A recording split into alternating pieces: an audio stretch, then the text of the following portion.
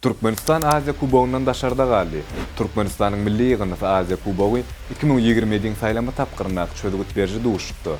Taýlandyň milli ýygynyňdan 2-1 hasabyna ýeňilip, ýarşy dowam etdirmek mümkinçiligini ellenigdirdi. Bangkok şäherindäki Raja Mangala stadionuna geçirilen oyun Aşgabat wagty bilen saat 17:30-da başlandy. Türkmenistanyň milli ýygyny duşukda öz mümkinçiligini görkezdi. Bu 60-njy minutda Teymur Şariýewiň geçiren goly bilen hasap deňledi. Şol pursatda bu netije toparmada ýeterlik bolup durýardy. Emma oýunyň iň soňky pursatlaryna ýagda ýetgedi. 89-njy minutda goý berilen gol Türkmenistanyň milli ýygyny üçin agyr darba boldy we duşuşyň ykbalyny çözdi.